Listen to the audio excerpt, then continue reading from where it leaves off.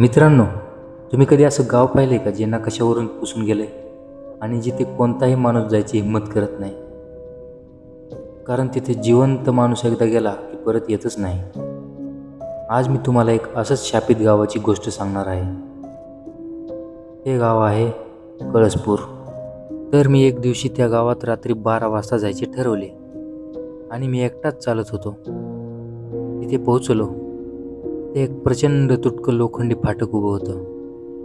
त्यावर रक्ताने लिहिलं होतं, इथे थांब, पुढे गेलास तर परतणार नाहीस. पण माझी पावलं थांबली नाहीत.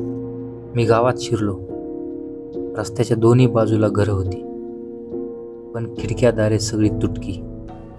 कुंपणावर काळे कावळे बसले होते आणि त्यांच्या डोळ्यात लाल प्रकाश चमकत होता. माझ्या पायाखाली तुटलेला दिवा चुरकून वाजला आणि अचानक एखाद्याचं हसणं कानात आलं. त्यानंतर मी एका जुन्या घरात शिरलो. अंधारात फक्त माझ्या टॉर्चचा प्रकाश होता. भिंतीवर कोणाच्या तरी हाताचे लाल ठसे होते. जणू कोणीतरी रक्ताने भिंत खरडली होती.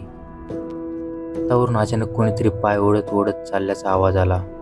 मी वर बघितलं, पण छत रिकामं होतं. घराच्या कोपऱ्यात मला एक जुना तुटका आरसा दिसला. त्यात माझा चेहरा दिसत नव्हता.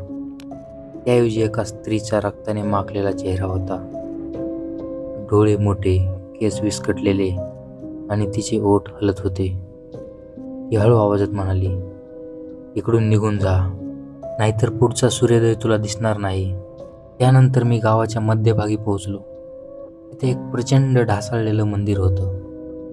दार अर्धवट उघडी होती आणि आतून घंटानादासारखा आवाज येत होता. पण गावात माणूसच नाही, मग घंटा कोण वाजवते? मी आत शिरलो आणि पाहिलं. भिंतीवर शेकडो हातांचे रक्ताळलेले ठसे होते आणि मध्यभागी मानवी कवट्यांचा ढीग होता. मला गावाबद्दल एक जुनी दंतकथा आठवली. शेकडो वर्षापूर्वी इथे देवीची मूर्ती चोरीला गेली होती. त्यामुळे गावावर शाप आला.